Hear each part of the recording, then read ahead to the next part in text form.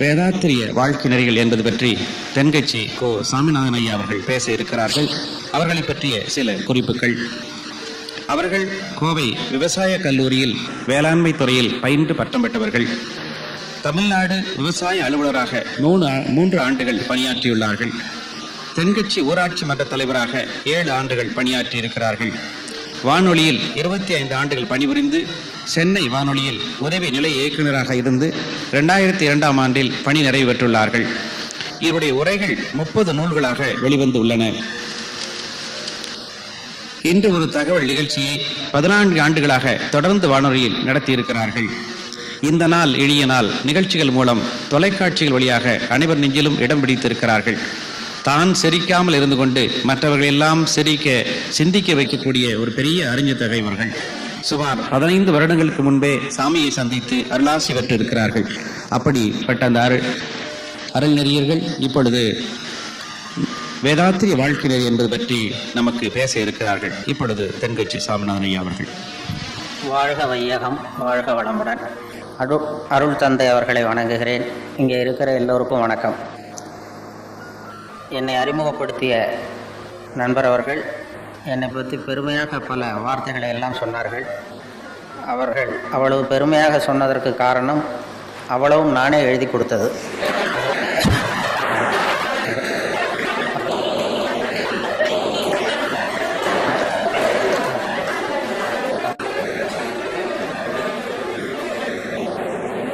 இல்லைன்னா நான் எங்கே படித்தேன் என்ன பண்ணேங்கிறது அவருக்கு எப்படி தெரியும்? நேற்று மாலையிலேயே நான் இருந்த இடத்துக்கு வந்து இதையெல்லாம் எழுதி வாங்கி கொண்டார். இவர் இவ்வளவு தூரம் விடாமல் சொல்லுவார் என்று தெரிந்தால் இன்னும் கூட எழுதி கொடுத்துருப்பேன். அவருக்கு எழுதி கொடுத்தவரை விடாமல் சொன்னதுக்கு ரொம்ப நன்றி. இந்த மாதிரி பெரிய இடங்களுக்கெல்லாம் என்னை யாரும் பேச கூப்பிடுவதில்லை. சாதாரணமாக குழந்தைகள் எல்கேஜி யூகேஜி படிக்கிற பிள்ளைங்கள்ட்ட ஏதாவது பேசுகிறதுக்கு கூப்பிட்டு தான் பழக்கம். அங்கே போய் காக்கா கதை நரிக்கதை ஏதாவது சொல்லிட்டுருப்பேன். இங்கே இது மாதிரியான அறிவு சார்ந்த கூட்டத்துல எல்லாம் பேசுறது அது புது அனுபவம். இப்படி நீங்கள்லாம் இப்போ குழந்தைகளாக இருந்தால் நல்லா பேச முடியும். இது வரும்பொழுதே எங்கள் பக்கத்து வீட்டுக்காரர் ஒருத்தர் இருக்கார். என்னை பற்றி ரொம்ப நல்லா தெரிஞ்சவர். என்னை பற்றி என்னுடைய குணம் என்ன இதுங்கெல்லாம் தெரியும். பக்கத்து வீட்டுக்காரர் அவர்கிட்ட சொல்லிகிட்டு இருந்தேன் பெருமையாக, அருள் தந்தையினுடைய விழாவில் பேசுகிறதுக்காக போகிறேன் அப்படின்னது ரொம்ப ஆச்சரியமாக பார்த்தார். என்ன எதுக்கு அங்கெல்லாம் கூப்பிடுறாங்க அப்படின்னாரு. இல்லை கூப்பிட்ருக்காங்க, அழகர் ராமானுஜன் தான் என்னை கூப்பிட்டார் அப்படின்னு. அவர் ரொம்ப பெரியவராச்சே அப்படின்னாரு. சரி இப்போ என்ன சொல்கிறேன், நான் கூப்பிடாதா? இல்லை உனக்கு ஒன்றும் விஷயம் தெரியாத, உன்னை எதுக்கு அவர் கூப்பிட்றேன் அப்படின்னாரு. எனக்கு ஒன்றும் விஷயம் தெரியாதுங்கிறது சரி, அது உனக்கு தெரியுது, அழகர் ராமானுஜனுக்கு தெரியாது இல்லையா? அவருக்கு அதனால் கூப்பிட்ருக்காரு, நான் போகிறேன் அப்படின்னு சொல்லி வந்தேன். அதனால் அப்படி வரும்பொழுதே அவரும் அழகர் ராமானுஜன் அவர்களும் சொல்லிட்டார். காலையில் நாசுக்கா சொன்னார். நேற்றுக்கு சுகி சிவமும் அவர் இன்னொருத்தர் பேசினார் சத்யசீலனும் ரொம்ப விவரமாக பேசிட்டாங்க, நீ கொஞ்சம் வித்தியாசமாக பேசினா போதும் அப்படின்னார். அப்படின்னா என்ன அர்த்தம்? அவங்க விவரமாக பேசிட்டாங்க, நீ விவரம் இல்லாமல் பேசினா போதும் அப்படிங்கிற மாதிரி அவர்கள் கொஞ்சம் நாசுக்காக சொன்னார்கள். இருந்தாலும் எனக்கு இந்த நூற்றாண்டின் மிகச்சிறந்த சிந்தனையாளர் ஒருவரை மேடையிலே வைத்து கொண்டு வேடிக்கையாக பேசுறது எனக்கே ஒரு குற்ற உணர்வை ஏற்படுத்துகிறது. இருந்தாலும் சிரிப்புங்கிறது ஆன்மீகத்துக்கு விரோதமான செயல் அல்ல, தியானத்தை விட பெருசு. ஹாஸ்ய யோகம்னு சொல்லுவாங்க. அதாவது தியானம் பண்ணும் பொழுது உங்களுடைய எண்ணம் ஒரு குறிப்பிட்ட புள்ளியில் தான் இருக்கும். சிரிக்கும் பொழுது அந்த புள்ளியும் மறைஞ்சிடும். எதற்காக சிரிக்கும் பொழுது எதுவுமே சிந்தனை இருக்காது. அதனால் தியானத்தை விட மேலானது ஹாஸ்ய யோகம் என்று அவர்களை போன்று பெரியவர்களே சொல்லியிருக்கிறார்கள். அதனால் இது மாதிரி கொஞ்சம் அதிக பிரசங்கித்தனத்தை எல்லாம் கொஞ்சம் பொறுத்து கொள்ளும்படி கேட்டுக்கொள்கிறேன். சிரிப்பது என்பது ஆன்மீகத்துக்கு விரோதமான ஒரு செயல் அல்ல. அவர்களை இப்போ நமக்கும் அவர்களுக்கும் என்ன வித்தியாசம்னா, இப்போ நாமெல்லாம் நமக்கு மேலே இருக்கிறவங்களையே பார்த்துக்கிட்டு இருக்கோம். ஒரு நடந்து போகிறவன் சைக்கிளில் போகிறவனை பார்த்து ஆசைப்படுவான் சைக்கிள் வாங்கணும்னு. சைக்கிளில் போகிறவன் கார் வாங்கணும் அல்லது ஸ்கூட்டர் வாங்கணும்னு ஆசைப்படுவான். ஸ்கூட்டர் வச்சுருக்கிறவன் கார் வச்சுருக்கிறவனை பார்த்து ஆசை.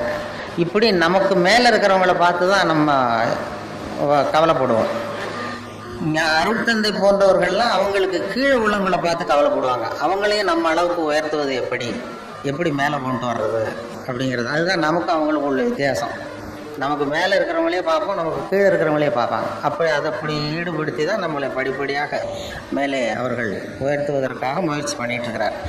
நேற்று ரொம்ப அருட்தந்தை சொன்னார், எனக்கு 95 வயசு ஆகிட்டுதுங்கிறத ஒரு கொண்டாட்டமாக எல்லாரும் கருதுகிறார்கள் அப்படின்னு சொன்னார். அதாவது வயசுங்கிறது நாம் நிர்ணயம் பண்ணது தான். அதாவது இயற்கை வயசை நிர்ணயம் பண்ணலை.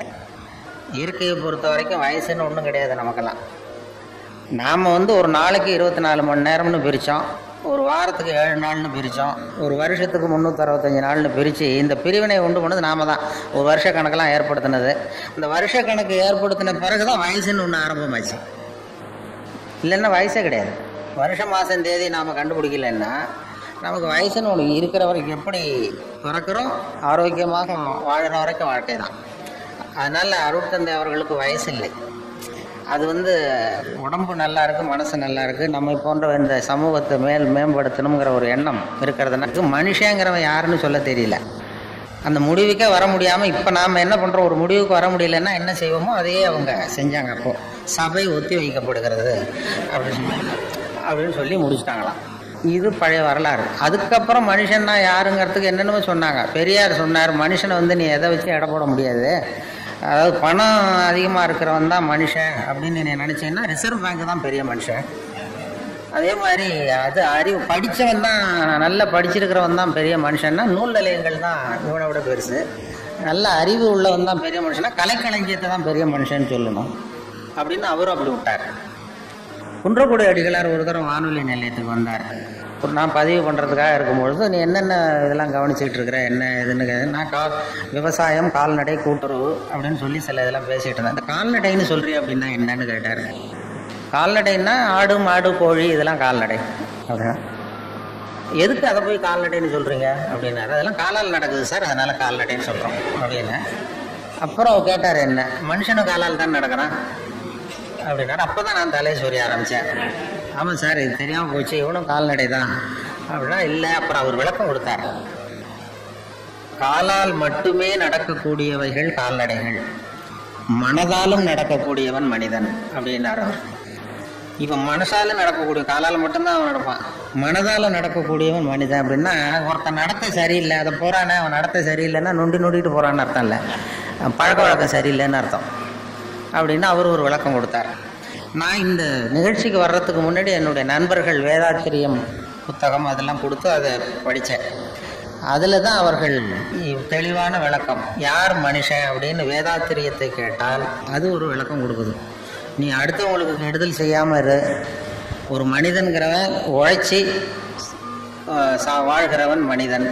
அதே மாதிரி இன்னொருத்தருக்கு கெடுதல் பண்ணாத, அடுத்தவனுக்கு தொல்லை கொடுக்காமல் இருக்கிறவன் மனுஷன். அதே மாதிரி தன்னுடைய உணவுக்காக பிற உயிர்களை கொல்லாமல் இருக்கிறவன் மனிதன். அதே மாதிரி அடுத்தவர்களுடைய பொருளையும் அவர்களுடைய சுதந்திரத்தையும் மதிக்க தெரிந்தவன் மனிதன். இப்படி அவர்கள் விளக்கம் தெளிவாக அதில் இவன் தான் மனுஷங்கிறத ஒரு விளக்கம் அதில் எனக்கு கிடைச்சிது. அது படித்தேன். ஏன்னா நீங்கள் எல்லாம் இந்த மனவளக்கலையில் ரொம்ப நெருக்கமானவர்கள், உங்களுக்கு நிறைய பழக்க அனுபவம் உண்டு. நான் கொஞ்சம் விலகி இருந்து இப்போ தான் நெருங்கி வந்துக்கிட்டு இருக்கிறேன். இங்கேயே அந்த பயிற்சிக்காக வரணும்னு திட்டம் போட்டுக்கிட்டு இருந்தேன். அதுக்கு முன்னாடி இதுக்கு கூப்பிட்டீங்க.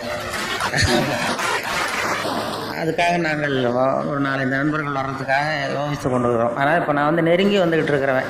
நீங்கள்லாம் ஏற்கனவே நெருங்கியவர்கள், அனுபவம் உள்ளவர்கள். அதனால் அதை இந்த மனம் பக்குவப்படுத்துறது, மனதை செம்மைப்படுத்துறது, மனசு நல்லா இருந்தால் எல்லாம் நல்லா போடும் அப்படின்னு சொல்லி அவர்களுடைய விளக்கம்லாம் அதில் பார்த்தோம். அதுதான் இன்றைய மனுஷனுக்கு, அதுதான் மனசை இன்னைக்கு மனிதனுக்கு வேண்டியது நிம்மதி, மகிழ்ச்சி. ஒரு 400-600 வருஷத்துக்கு முன்னாடி மனுஷனுக்கு எவ்வளவு டென்ஷன் இருந்ததோ அதை போல் 40 பங்கு இப்போ அதிகமாக இருக்குதான். இது ஒரு புள்ளி விவரம். 600 வருஷத்துக்கு முன்னாடி நான் 1 கிலோ தலையில் வச்சுக்கிட்டு நின்னேன்னா இப்போ 40 கிலோ வச்சுக்கிட்டு நிற்கிறேன். அவ்வளவு மன இறுக்கம், டென்ஷன் அதிகமாகிட்டுது. ஏன் அப்படி ஆச்சுன்னா புது கண்டுபிடிப்புகள், புதுசாக அறிவியல் கண்டுபிடிப்புகள்லாம் ஒரு சௌகரியத்தை உண்டு பண்ணி இன்னொரு பக்கம் ஒரு டென்ஷனை உண்டு பண்ணிவிடும். இப்போ மின்சாரம்னு ஒன்று கண்டுபிடிச்சதுக்கு அப்புறம் தான் பவர் கட்டுனா டென்ஷன் ஆகிறோம். இல்லைன்னா பவர் கட்டுனா என்னென்னு தெரியாது நமக்கு. இப்படி ஒரு கண்டுபிடிப்பு இன்னொரு இறுக்கத்தை உண்டு. அதனால் மேலும் மேலும் மன இறுக்கங்கிறது அதிகமாகிட்டு தான் இருக்கும். காலப்போக்கில் புதுசாக கண்டுபிடிக்கிறோம். அதனால் இந்த காலத்துக்கு ஒவ்வொருவருக்கும் இந்த தவம் தேவை. மனதை நிம்மதியாக வச்சிருக்கிறதுக்கான வழிமுறைகள் தேவை. இது காலத்துக்கு ஏற்ற அதை தான் அவர்கள் மகரிஷி அவர்கள் நமக்கு போதிக்கிறார். இந்த காலத்துக்கு நீ ஒவ்வொருத்தரும் நம்ம மனசை சரி பண்ண அகத்தாய்வு பண்ணணும், எல்லாம் பண்ணணும்னு சொல்கிறோம். ஏன்னா மனசை மற்றவங்கெல்லாம் கட்டுப்படுத்துன்னு தான் சொல்கிறாங்க. ஆனால் அருள் தந்தை தான் சொல்கிறார், மனசை நீ அடக்க நினைத்தால் அது அலையும், அதை அறிய நினைத்தால் அது அடங்கும். மனசை புரிஞ்சுக்கிறதுக்கு முயற்சி பண்ணணுமே தவிர அதை அடக்கிறதுக்கு முயற்சி பண்ணாத. அதை அடக்க முடியாது. அது அனுபவப்பட்டவங்களுக்கு தான் தெரியும். ஒருத்தன் நான் மனசை அடக்கிறேன், இது என்ன பெரிய காரியம்ட்டு போனானா காட்டில் போய் உட்காந்தான். இங்கே வீட்டில் உட்காந்தா எல்லோரும் போயிட்டு இருப்பாங்க, பெரிய தொந்தரவாக இருக்கும். காட்டுக்கு போய் உட்காந்து நான் மனசை அடக்கிறேன்ட்டு உட்காந்துருக்கான். ஒரு தனி மரத்தடியில் போய் உட்காந்துட்டான், மனசை அடக்கிறேன்னு. அங்கே போனால் எதுக்காட்டில் ஒரு பொண்ணு நடன பள்ளிக்கு போயிட்டு இருக்கு. ஒரு ஒத்தையடி பாதை, அங்கே ஒரு டான்ஸு ஸ்கூல் ஏதோ ஒன்று இருக்குது. அதில் தினம் பயிற்சிக்காக தினம் 8 மணி, காலையில் 8 மணிக்கு அந்த அம்மா போயிட்டு இருக்கு, நடன மாதம். இவன் பார்த்தான், ஏதரா இவ்வளோ தூரம் இங்கேயும் நமக்கு மனசு கட்டுப்படுத்த கஷ்டமாக இருக்குது, இந்த பொண்ணு போகுது இந்த பக்கம் அப்படின்னு சொல்லி மறுநாள் ஒரு துணி எடுத்து கட்டிவிட்டான். துணி எடுத்து கண்ணை கட்டிக்கிட்டான். எல்லாம் இனிமேல் ஒன்றும் பிரச்சனை இல்லை, நான் மனசை கட்டுப்படுத்துகிறேன் அப்படின்னு உட்காந்தான். மறுநாள் காலையில் 8 மணிக்கு அது காலில் கட்டியிருக்கிற சதங்க ஜல்லுன்னு சத்தம் கேட்டுதான். காது வழியாக உள்ள வந்தது. ஒரு காதையும் ஒரு துணியை போட்டு கட்டிவிட்டான். இனிமேல் ஒன்றும் கவலை இல்லைன்னு. மறுநாள் காலையில் 8 மணிக்கு அது தலையில் வச்சுருக்கிற பூ வாசம் அடிச்சிருக்கு லேசா. ஏதா மூக்கும் தொந்தரவு பண்ணுதுன்னு அதையும் கட்டிவிட்டான். கண்ணு இது என்ன பெரிய மனசை அடக்கிறது பெரிய காரியம். கண்ணுக்கு அது மூக்கு கட்டியாச்சு, எல்லாத்தையும் கட்டிவிட்டு இனிமேல் ஒன்றும் பிரச்சனை இல்லைன்னு உட்காந்துட்டான். மறுநாள் காலையில் 8 மணிக்கு சரியாக 8 மணிக்கு அவன் மனசு நினச்சிதான் இந்நேரம் அவன் போயிட்டு இருப்பா அப்படின்னு. அதை எந்த துணியால் கட்டுறது? அதுக்கு தான் ஆன்மீகம். மனசை அதை புரிந்து கொள்ளுங்கிறது. அதான் மனசு இப்படிப்பட்டதுங்கிறது புரிஞ்சுக்கோ, அதை அடக்க நினைக்காதே அப்படின்னு அருள் தந்தை சொல்கிறது. அடக்க நினைத்தால் அது அலையும், அறிய நினைத்தால் அது அடங்கும். அதனால் மனசை புரிஞ்சுக்கிறதுக்கு முயற்சி பண்ணுங்க, அதை அடக்கிறதுக்கு முயற்சி பண்ணாதீங்க. ஒன்று சொல்கிற இவர் இந்த அருள் தந்தை அவர்கள் தான் சொல்கிறார். மற்றவங்கெல்லாம் அதை நீ மனசை ஆங்காரம் உள் அடக்கி ஐம்புலனை சுட்டு அறுத்து தூங்காமல் தூங்கி சுகம் பெறுவது எக்காலம் அப்படின்னு பத்திரகிரியார் எப்படி சொல்கிறார்? ஆங்காரம் உள் அடக்கி ஐம்புலனை சுட்டு அறுத்து. அந்த இப்போ கேன்சருக்கெல்லாம் சொல்கிறாங்கல்ல, இது பண்ணி தீச்சு விடுறது, அவ்வளவு கடுமையான முயற்சிகள்லாம் சொல்லியிருக்கிறாங்க ஏற்கனவே. ஆங்காரம் உள்ள அடக்கி ஐம்புலனை சுட்டு அறுத்து தூங்காமல் தூங்கி சுகம் பெறுவது எக்காலம்னு சொல்லி. அது இல்லை, அது ரொம்ப சுலபமாக அதை புரிந்து கொள்ள ஆரம்பித்தா போகிறோம், நீ சொல்கிறபடி கேட்கும் அப்படின்னா. மனசு நம்மக்கிட்ட விளையாடிக்கிட்டே இருக்கும். இப்போ ஒருத்தன் என்ன பண்ணியிருக்கிறான், அவன் பாட்டுக்கு காய்கறி வாங்கிறதுக்காக ஒரு மார்க்கெட்டுக்கு போனானா பைய எடுத்துக்கிட்டு. அவனுக்கு ரொம்ப பிடிச்ச காய்கறி ஏதோ அதை பிரியமாக ஒரு 50 ரூபா நோட்டை எடுத்து வச்சுக்கிட்டு போயிருக்கான். காய்கறிலாம் வாங்கிட்டான். வாங்கினதுக்கப்புறம் அந்த 50 ரூபா எடுக்கணும், பையில் பார்க்குறான், பைய ஓட்டை எங்கேயோ விழுந்துடுது, வழியில் எங்கேயோ விழுந்துட்டு எதை போயிட்டுது. ஆஹா நம்ம வாங்க முடியலேன்னு சொல்லி வாங்கின காய்கறியை திருப்பி காய்கறிக்காரன்ட்டே கொடுத்துட்டு வருத்தப்பட்டுக்கிட்டே வந்தானா. வீட்டில் மூஞ்சி தொங்க போட்டு உட்காந்துருக்கான். ஏன் இப்படி போனீங்க, காய்கறி எங்கேன்னு கேட்டிருக்கேன். நம்ம எல்லாம் வழியில் எங்கேயோ காசு விழுந்துட்டுது அல்லது எங்கே போயிட்டுது, பைய ஓட்டை என்ன பண்ணுறது அப்படின்னு அவன் அழ ஆரம்பிச்சுட்டான். ரொம்ப கவலைப்பட்டான். சரின்னு விட்டாச்சு. அப்புறம் கொஞ்ச நாள் கழிச்சு அதே மாதிரி ஒரு நாள் புறப்பட்டான் 50 ரூபா வச்சுட்டு மார்க்கெட்டுக்கு. அப்போ வழியில் ஒரு பையன் அழுதுகிட்டே வந்திருக்கான். ஏன்டா அழற அப்படின்னா, எனக்கு பரீட்சைக்கு பணம் கட்டுறதுக்கு பணம் இல்லை, வீட்டில் அடிக்கிறாங்க, என்ன பண்ணுறது, இன்றைக்கி பரீட்சை எழுத முடியலன்னு அழுதுட்டு போயிருக்கான் ஒரு பொடியன். இவன் உடனே கவலைப்படாதப்பா, இந்தாண்டு இந்த 50 ரூபாய் எடுத்து கொடுத்து நீ கொண்டு போய் பரீட்சை கட்டுன்னு இவன் காய்கறி வாங்க போகல. திரும்பி வந்துட்டான். சந்தோஷமாக சிரிச்சுக்கிட்டு இருந்தான். அப்போ அந்த அம்மா கேட்டுதான், நீ அன்னைக்கு ஒரு நாள் போனப்பையும் 50 ரூபாயை இழந்துட்டு வந்த, இன்னைக்கு போனப்பையும் 50 ரூபாயை இழந்திருக்கிற. அந்த இழப்பு உன்னை கவலைப்பட வச்சுது, இந்த இழப்பு உன்னை மகிழ வைக்குது, சந்தோஷப்பட வைக்குது. என்ன 2 இழப்பு தானே. அன்னைக்கு 50 ரூபா போச்சு, இன்னைக்கு 50 ரூபா போச்சு. அன்னைக்கு கவலைப்பட்ட இன்னைக்கே சந்தோஷமா இருக்கேன்னு கேட்டிருக்கு. அப்போதான் இவன் யோசிக்க ஆரம்பிச்சான். யோசிக்க ஆரம்பிச்சும் பொழுது புரிஞ்சுது அவனுக்கு. அதாவது அன்னைக்கு பொருள் அவனை விட்டு போச்சு, இன்னைக்கு பொருளை விட்டு அவன் விலைக்கு வந்தான். இதுதான் அவனுடைய மகிழ்ச்சிக்கு காரணம், மன நிம்மதிக்கு காரணம்ங்கிற நுட்பத்தை புரிஞ்சுக்கிட்டானா. பொருள் தானாக விலகி செல்லுவதுங்கிறது ஒன்று, பொருளை நாம் இழக்கிறதுன்னு ஒன்று. அந்த நுணுக்கத்தை நீ மனசு உன்னை ஏமாற்றும், நீ மன விஷயத்தில் ஜாக்கிரதையா இருன்னு சொன்னாங்க. அந்த நுணுக்கத்தை தான் மகரிஷி நமக்கு கற்றுக் கொடுக்குறார். மனசை புரிஞ்சுங்கோ. நமக்கெல்லாம் ஆன்மீகங்கிற பேரில் இன்றைக்கி என்ன நடக்குதுன்னா, கடவுளுக்கு எத்தனை கை கண்ணு காது மூக்குன்னு எண்ணிட்டு இருக்கிறான். அது சொல்லுவாங்க. அதாவது கிருஷ்ணன் எங்கே பிறந்தான் என்று யோசிக்காதே, கீதை என்ன சொல்லுகிறது என்பதை மட்டும் பார் அப்படின்னு சொல்லுவாங்க. அதாவது ஒருத்தன் மரத்தில் உள்ள ஒருத்தன் எண்ணிட்டு குறிப்பு எடுத்துக்கிட்டு இருந்தானா, மரத்தில் எத்தனை கிளை இருக்குது, எத்தனை இலை இருக்குது, எத்தனை காய் காய்ச்சிருக்கு அப்படின்னு ஒரு பேப்பரில் குறித்து ரொம்ப எழுதிட்டு இருக்கான். இந்த ராமஜெயம் எழுதுறது மாதிரின்னு வைக்கலாம், என்னமோ எழுதி வச்சுட்டு இருக்கான். உடனே அந்த பக்கம் இன்னொருத்தர் வந்தார், ஒருத்தர் அறிவாளி வந்து, இந்த பாருங்க சார், நான் இந்த மரத்தில் எத்தனை கிளை இருக்குது, எத்தனை பழம் இருக்குது, எத்தனை காய் இருக்குலாம் எண்ணி கிளையெல்லாம் கரெக்டாக குறிச்சிக்கிட்டு இருக்கேன் அப்படின்றான். அவர் அதையெல்லாம் நீயே வச்சுக்கோ, அது எனக்கு என்னத்துக்கு, எனக்கு தேவை பழம் அப்படின்னு சொல்லி பழத்தை வாங்கி சாப்பிட்டு அவர் பாட்டு போட்டாரான், பறித்து சாப்பிட்டு. ஆன்மீகவாதி இலைகளை எண்ணுகிறான், அறிவாளி பழங்களை உண்ணுகிறான் அப்படின்னு சொல்லுவாங்க. நமக்கு தேவை அந்த பழம், அதை வந்து நேரடியாக அந்த கனியை நமக்கு பறித்து கொடுக்கறதுக்கு தான் அருட்தந்தை வந்திருக்கிறார்.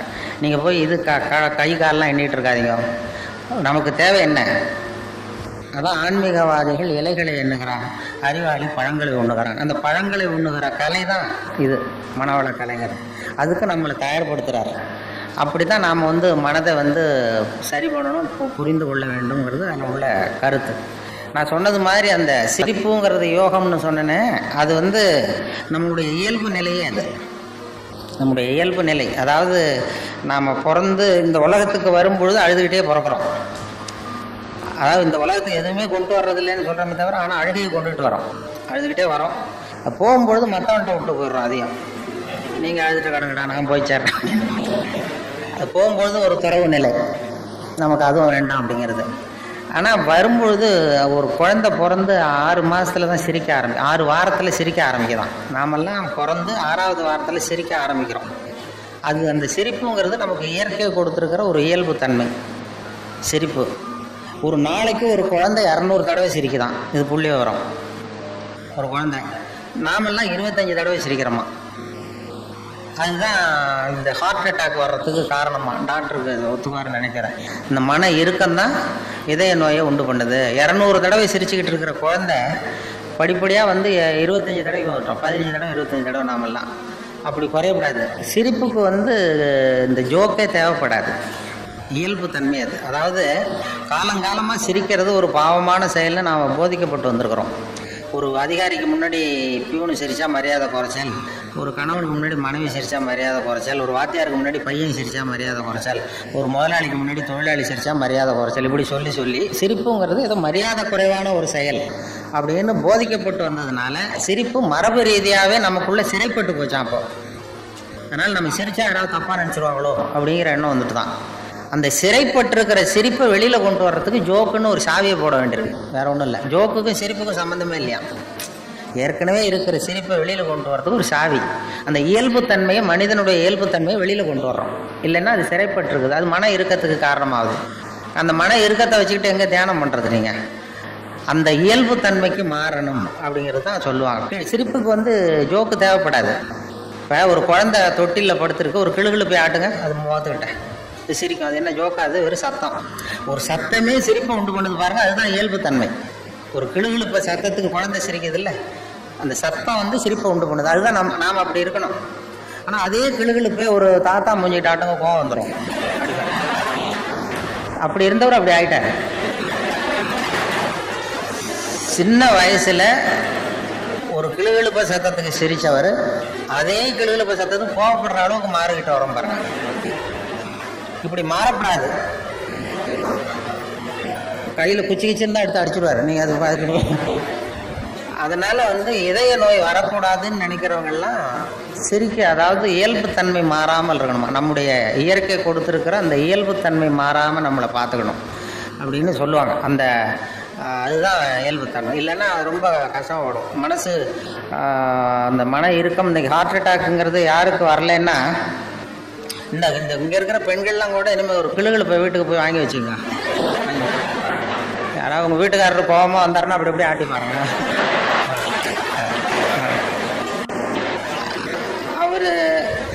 அவர் சிரிச்சுட்டாருன்னு வைங்க, கவலையே பட வேண்டாம். அவர் ஏதாவது கோவப்பட்டாருன்னா உடனே இசிஜி எடுத்து பார்க்கணும், அது சரியா இருக்காங்க. அதுதான் இப்போ மருத்துவம் சொல்லுகிற உண்மை. இதய நோய் வராத இருக்கிறவங்க யாருன்னா பைத்தியக்காரங்களுக்கு இது வரைக்கும் ஹார்ட் அட்டாக்கே வந்தது இல்லையா. டாக்டர்கள் தான் சொல்றாங்க, பைத்தியக்காரனுக்கு ஹார்ட் அட்டாக் இது வரைக்கும் வந்ததே இல்லை. அந்த பைத்தியத்தன்மை நமக்கு வேணுமா? ஏன் அவனுக்கு வர்றதில்லைன்னா, இப்போ இந்த நாட்டுக்கு பிரதம மந்திரி ஆகணும்னு நினைக்கிறேன்னு வைங்களேன், உடனே என் இருதயம் வேகமாக வேலை செய்ய ஆரம்பிச்சிருது. எப்படி எந்த கட்சியில் சேர்றது, எங்கே போய் நிற்கிறது, யாரை போய் பிடிக்கிறது, எப்படி பணம் செலவு பண்ணுறது, எப்படி டெல்லிக்கு போகிறது, எப்படி பிரதம மந்திரி ஆகிறதுன்னு என் இருதயம் வேகமாக துடிக்க ஆரம்பிச்சிருது. அந்த ஒரு துடிப்புக்கும் இன்னொரு துடிப்புக்கும் நடுவில் இருக்கிற ஓய்வை நான் குறைச்சிட்றேன். நான் பிரதம மந்திரி ஆகணும்னா இவ்வளவு அவஸ்தைப்பட வேண்டியிருக்கு. ஒரு பைத்தியக்காரன் பிரதம மந்திரி ஆகணும்னா அவன் ஆனதாக நினைச்சிட்றான். போய் கேட்டிங்கன்னா நான் தான் பிரதம மந்திரி, அவன் எலெக்ஷனில் நிற்க வேண்டியதில்லை, ஒன்றும் பண்ண வேண்டியதில்லை. அந்த மனோபாவம் நமக்கு வேணுமா? அதனால தான் அவங்களுக்கு ஹார்ட் அட்டாக் வர்றதில்லை. அதாவது சித்த சுவாதீனத்துடன் கூடிய பைத்தியத்தன்மையுடன் வாழ கற்றுக்கொள்ளுங்கள் அப்படிங்கிறது ஒரு உபதேசம். சித்த சுவாதீனத்துடன் கூடிய பைத்தியத்தன்மையுடன் வாழ கற்றுக்கொள்ளுங்கள். அது என்ன சித்த சுவாதீனத்துடன் கூடிய பைத்தியத்தன்மைன்னா, நாம் சித்த சுவாதீனத்தோடு இருக்கணும், மனசு விழிப்போடு இருக்கணும். இன்னொருத்தவங்க ஏதாவது பைத்தியகாரத்தனமாக சொன்னால் ஒத்துக்கணும். இப்போ உங்கள் குடும்பத்திலே கேட்குறீங்க, கணவன் மனைவிக்குள்ள ஒரு தகராறு, 8ஐயும் 3ஐயும் பெருக்குனா என்னென்னு கேட்குறீங்க, அவர் 23ன்னு சொல்லிடுறாருன்னு வைங்க, உடனே சண்டைக்கு போகக்கூடாது. 8 3 பெருக்குனா 24 மேலே 23ன்னு சொல்கிறாரு, சண்டைக்கு போகக்கூடாது. சரி பரவாயில்ல, எங்கள் வாத்தியார் இப்படி சொல்லி கொடுத்தாரு, உங்கள் வாத்தியார் சொல்லி கொடுத்துருக்காரு, அதே வாய்ப்பாட்டிலையும் எத்தனையோ எடிஷன் இருக்கு இல்லையா, அதுதான் சித்த சுவாதீனத்துடன் கூடிய பைத்தியத்தன்மை. நமக்கு எது உண்மைங்கிறது தெரியுது, இருந்தாலும் ஒரு பைத்தியத்தன்மையோடு வாழறோம் பாருங்க. அந்த பைத்தியத்தன்மைங்கிறது இன்றைய மனுஷனுக்கு தேவை. அது ஒருத்தன் பைத்தியகார ஆஸ்பத்திரியில் 10 வருஷம் இருந்தானா, அவன் உடம்பு குணமாயிட்டது டாக்டர், என்னை வீட்டுக்கு அனுப்புங்கன்னு டாக்டர் கேட்டுறான். டாக்டர் சொல்லியிருக்காரு 10 வருஷம் இருந்துட்டேன், இன்னொரு 10 நாள் இரு, உன்னை சோதனை பண்ணி அனுப்பிச்சிட்றேன் வெளியில் அப்படின்ட்டுருக்காரு.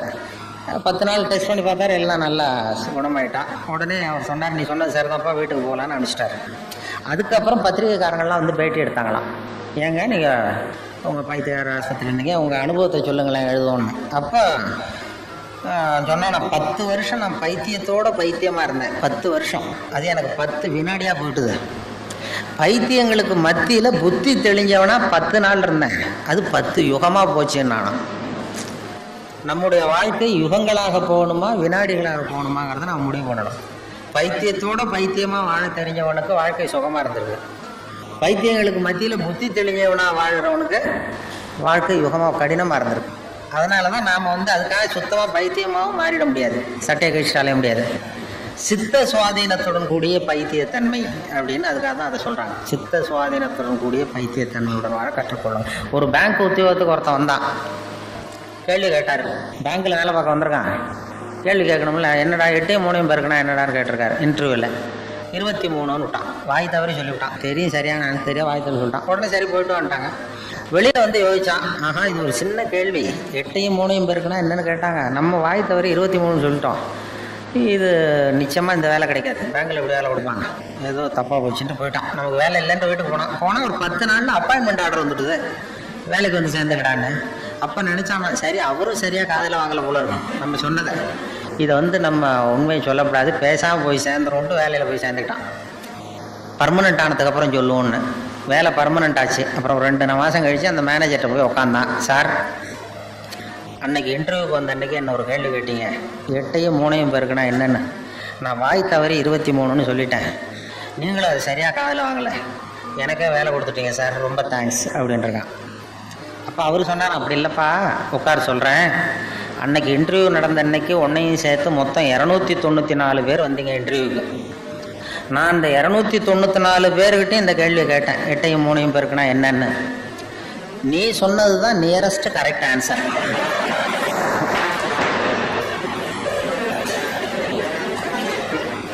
நான் அதனால தான் உனக்கு வேலை கொடுத்தேன், ஏமாந்து போய் கொடுத்துள்ள அப்படின்னாராம். அதுதான் அந்த பைத்தியத்தன்மை. அதாவது வாழ்க்கையில் நிம்மதி வேணுங்கிறவங்களுக்கு நியரஸ்ட் கரெக்ட் ஆன்சர் பார்க்க தெரியணும். பர்ஃபெக்ஷன் பார்க்குறவங்களுக்கு நிம்மதி இருக்காது. அறிவியலில் துல்லியம் முக்கியம், சயின்ஸில் எல்லாம் ரொம்ப துல்லியம் தான் வேணும். மற்ற அறிவியல் உலகத்தில் அதில் கிட்டத்தட்ட இப்போ ஒரு செவ்வாய் கிரகத்துக்கு அனுப்புகிற ராக்கெட்டு பரவாயில்ல பக்கத்து கிரகத்தில் போய் இறங்கிட்டுது அப்படின்னு போக முடியாது. அதில் துல்லியமாக இருக்கணும் அறிவியலில். சயின்ஸில் வாழ்க்கைங்கிற கலைக்கு இந்த நியரஸ்ட் கரெக்ட் ஆன்சர் தான் தேவை. பர்ஃபெக்ஷன்னு பார்த்து தான் நமக்கு மன இறுக்கம் வந்துடுது. பர்ஃபெக்ஷன் உலகத்தில் ஒன்றுமே கிடையாதான். நானே என் மனசில் ஒரு உருவத்தை வரைஞ்சிக்க வேண்டியது, நான் வரைஞ்சிக்கிற மனசுக்குள்ளே வச்சிருக்கிறேன் அதே மாதிரி எதிரில் இருக்கிறது இருக்கான்னு பார்க்குறேன். அப்படி இருந்ததுன்னா அது பர்ஃபெக்ட்னு ஒத்துக்கிறேன், இல்லைன்னா அது பர்ஃபெக்ட் இல்லைங்கிறேன். அதாவது கோளாறு நான் வரைகிற ஓவியத்தில் இருக்குது. எது இந்த உலகத்தில் எப்படி எப்படி இருக்கணுமோ அது அப்படி தான் இருக்குது. Accept people as they are, accept things as they ஆர்மாங்க. அதனால் வந்து நானாக உன்னை மனசில் வச்சுக்கிட்டு இது மாதிரி அது இல்லையேன்னு கவலைப்படுற பாருங்க, இதெல்லாம் மன இறுக்கத்துக்கு காரணமாக போடுது. மன இறுக்கம், மன வருத்தம் இப்படி தான். ஏன்னா உலகத்தில் அழகுங்கிறதுக்கே ஒரு சொல்லுவாங்க, அழகாக இருக்கிற பொருளை நீ விரும்புவதில்லை, அழகாக இருக்கிற பொருளை நீ விரும்புவதில்லை, நீ விரும்புகிற பொருள் அழகாக இருக்கிறது. அதுதான் உண்மை. நாம் அந்த எதை விரும்புகிறோமோ அந்த பொருள் அழகாக இருக்குது. ஒரு நீக்கிறவுக்கு அந்த குழந்தை அழகாக தெரியுது, நமக்கு அசிங்கமாக தெரியுது. ஏன்னா அந்த தாய்க்கு அந்த குழந்தை மேலே விருப்பம். அதனால் நீங்கள் நாம் விரும்புகிற பொருள் அழகாக இருக்கிறது அப்படின்னா, இந்த உலகம் பூரா அழகாக இருக்கணும்னா என்ன, நாம் இந்த உலகத்தை விரும்பணும். அந்த விரும்புகிற கலையை தான் மகரிஷி கற்றுக் கொடுக்குறாரு, வேற ஒன்றும் இல்லை. அப்படி பார்த்துட்டிங்கன்னா அந்த அளவுக்கு மனசை பக்குவப்படுத்திட்டா இந்த உலகம் பூரா அவங்களுக்கு அழகாக இருக்கும். இந்த உலகம் வந்து ஒரு சொர்க்கமயமாக இருக்கும். அப்படி அந்த மனசை வந்து நாம் பக்குவப்படுத்த வேண்டிய நிலைமையில் இருக்கிறோம். அதுக்கு தான் அவர்கள் இந்த பயிற்சி இதெல்லாம் வந்து சொல்லி கொடுத்துக்கிட்டு இருக்கிறாங்க. இன்றைக்கி எத்தனையோ வெடிகுண்டு அது இதுன்னு சொல்லி சொன்னாங்க.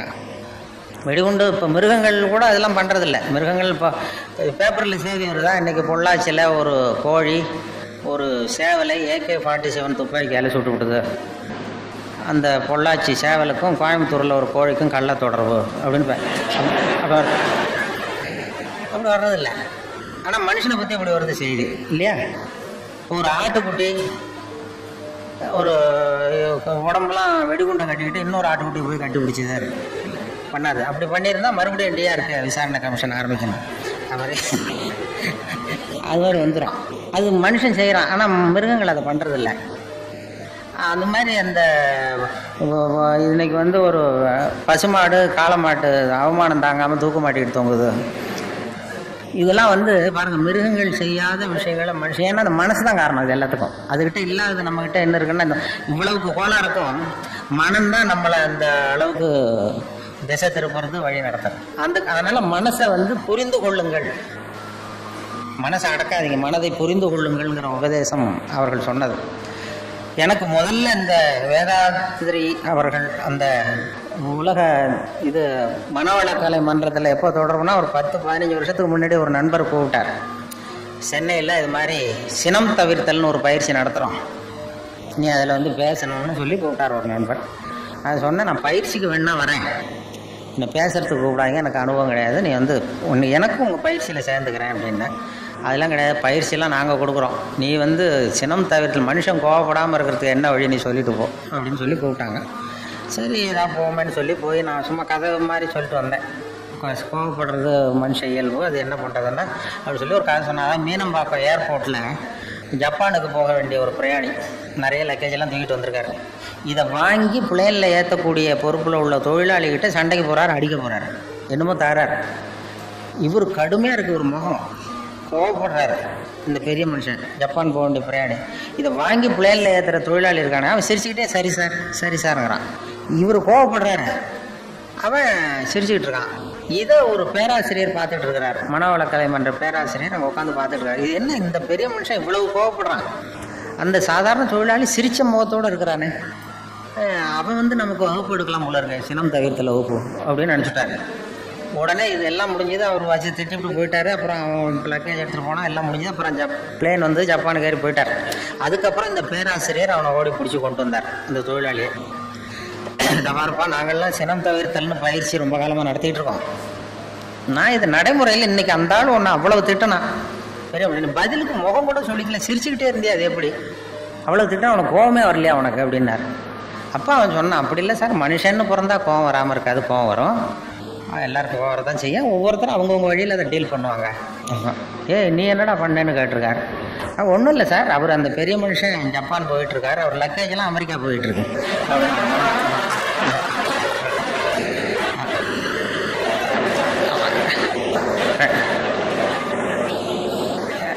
நம்ம எதுக்கு சார் அனாவசியமாக இவன்ட்ட போய் கோவப்பட்டுக்கிட்டு, நம்ம வழியில் நம்ம சினத்தை தவிர்த்துக்கிட்டா போகுது அப்படின்னு சொல்லி, இதுதான் எனக்கு தெரிஞ்ச சினம் தவிர்த்தல்னு சொல்லி அங்கே பேசிட்டு வந்துட்டேன். 15 வருஷத்துக்கு முன்னாடி. அதுக்கு வரைக்கும் இன்னைய வரைக்கும் அதுக்கப்புறம் கூப்பிடுறதே இல்லை. என்ன அப்புறம் இப்போ போன மாதம் அவரை பார்த்து, ஏன் சார் மறுபடியும் ஒரு சினம் தவிர்த்தில் என்ன கூப்பிடுங்களேன். என்ன அது வேணாம் சார், நாங்கள் எங்களுக்கு தெரிஞ்சபடி சொல்லி கொடுத்துக்குறோம், நீங்கள் வேணா பயிற்சிக்கு வேணா வாங்க அப்படின்னு கூப்பிட்டாங்க. இதுதான் எனக்கு முதல் தொடர்பு. இந்த மனவளக்கலை மன்றத்துக்கு எனக்கு ஏற்பட்ட சம்பந்தம் இப்படி தான் ஏற்பட்டது. அதுக்கப்புறம் படிப்படியாக அவர்களுடைய பழக்கம் ஏற்பட்டது. பேராசிரியர்களுடைய பழக்கம், இந்த மனவளக்கலை மன்றத்தில் ஈடுபாடு உள்ளவர்களுடைய பழக்கம், அந்த பழக்கமே எங்களை பாதித்து எங்களை மாற்றிருக்குது. நேரடியாக ஈடுபட்டால் இன்னும் எவ்வளவு மாற முடியும். இப்போ என்னுடைய நண்பர்கள் மனவளக்கலை மன்றத்தில் எனக்கு இந்த உடற்பயிற்சியெல்லாம் கற்றுக் கொடுத்துருக்குறாங்க. சிலது முழுமையாக கற்றுக்கலன்னு அவர்களுடைய பழக்கமே யாரை பார்த்தாலும் வாழ்க வளமுடன் வாழ்க வளமுடன் சொல்ல ஆரம்பிச்சு, அது ஒரு நமக்கு பிடிச்சவங்களோ பிடிக்காமங்களோ வாழ்க வளமுடன் சொன்னால் அது ஒரு மனசே சரியாக போடுது. அது நான் கூட வேடிக்கையாக சொல்கிறது உண்டு. அந்த நண்பர் எப்போ பார்த்தாலும் ஃபோனில் எடுத்தாலும் வாழ்க வளமுடன் பாரு, நேரில் வாழ்க வளம். நான் வேடிக்கையாக சொல்லுவேன், ஒருத்தன் கிணத்துல விழுந்து கிடக்குறான்னு வைங்க, கிணத்துல விழுந்து கிடக்கு, ஐயா யாராவது காப்பாற்றுங்க காப்பாற்றுங்கிறான். அப்போ கூட அவர் எட்டி பார்த்தாருன்னா முதல்ல வாழ்க வளமுடன் அப்படின்னு சொல்லிட்டு அதுக்கப்புறம் தான் கயிறு எடுக்க விடுவார். அந்த அளவுக்கு மனசில் பதிஞ்சு போச்சு அந்த வார்த்தை. நம்ம அப்படி அந்த எண்ண அலைகள் உலகம் பூரா பரவணுங்கிறது அதுதான். அது அப்படி அது அந்த எண்ணத்துக்கு வலிமை உண்டுன்னு இப்போ நம்ம நிறையா இது பண்ணிகிட்ருக்குறோம். அந்த இதில் நமக்கு மனசை இது பண்ணுறது சொன்னேனே, வாழும்போதே செத்து போகிறவர்கள் செத்த பிறகும் வாழ்ந்து கொண்டிருப்பார்கள் அப்படிங்கிறது ஒரு தத்துவம். வாழும்போதே செத்து போகிறவர்கள் செத்த பிறகும் வாழ்ந்து கொண்டிருப்பார்கள். அது எப்படி வாழும்போதே செத்து போகிறதுன்னா, அதை புரிஞ்சுக்கிறதுக்கு ஒரு கதை சொல்லுவாங்க. அப்படின்னா ஒருத்தர் ஆப்பிரிக்காவுக்கு போனாராம், ஒரு கிளியை கொண்டு வந்தாராம், பிடிச்சி கொண்டு வந்தார். இங்கே ஒரு கூண்டில் வச்சு வளர்த்துக்கிட்டு இருக்காரு. வீட்டில் கூண்டில் கிளியை வச்சு வளர்த்துக்கிட்டு இருக்காரு. வேலைக்கு சாப்பாடு தண்ணி எல்லாம் வைக்கிறாரு. அது பாட்டு அந்த கூண்டுக்குள்ளே அந்த கிளி இருக்கு. மறுபடியும் இவர் ஆப்பிரிக்காவுக்கு போக போகிறாரு, அந்த வளர்த்தவர். அப்போ அந்த கிளிகிட்ட கேட்டாராம், கூண்டு கிளிகிட்ட போய், இந்த வார கிளியே நீ பிறந்த இடத்துக்கு நான் போக போகிறேன், அப்போ மறுபடியும் அங்கே உன் சொந்தக்காரங்க நிறைய பேர் இருப்பாங்க, அவங்களுக்கு ஏதாவது செய்தி இருந்தால் சொல்லு, உனக்கு சொந்தக்காரங்க இருந்தால் செய்தி இருந்தால் சொல்லிட்டு வரேன்னு இருக்காரு அந்த கிளிகிட்ட.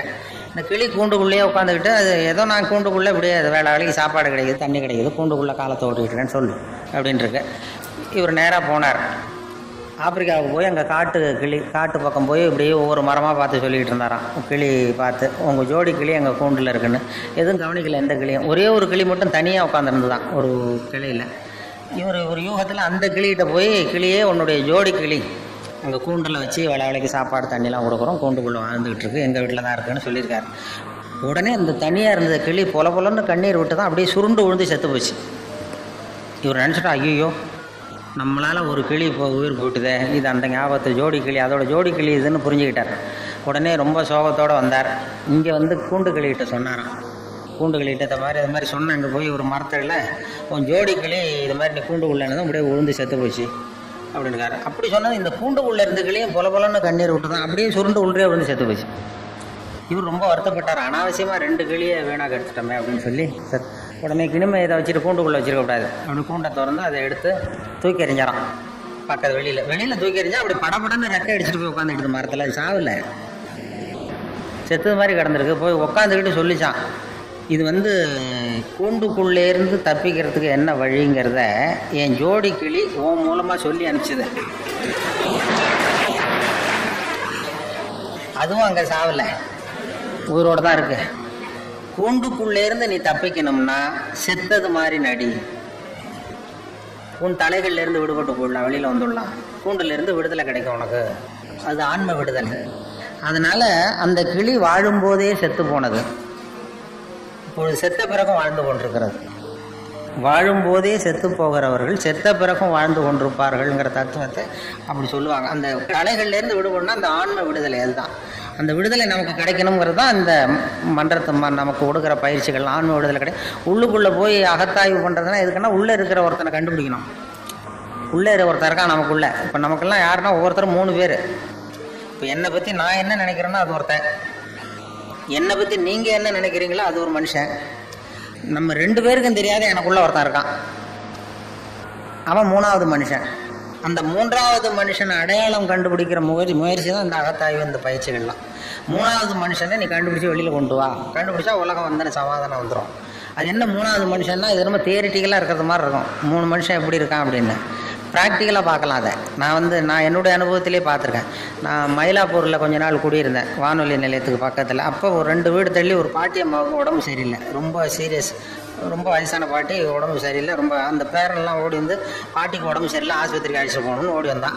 உடனே நான் ராத்திரி 12 மணி இருக்கும், ஓடி போய் அந்த பாட்டி ஒரு பக்கத்தில் ஒரு ஆட்டோ ரிக்ஷா ஸ்டாண்ட் இருந்தது, அதில் போய் ஒரு பையன் தூங்கிட்டு இருந்தான், எல்லாம் தூங்கிட்டாங்க, ஒரு பையன் தூங்கிட்டு இருந்தான். ஆட்டோ டிரைவர், எழுந்திருப்பா, பாட்டியை ஆஸ்பத்திரிக்கு கொண்டு போகணுன்னு. இப்போலாம் வர முடியாது சார், காலையில் பார்த்துக்கலாம் அப்படின்னா.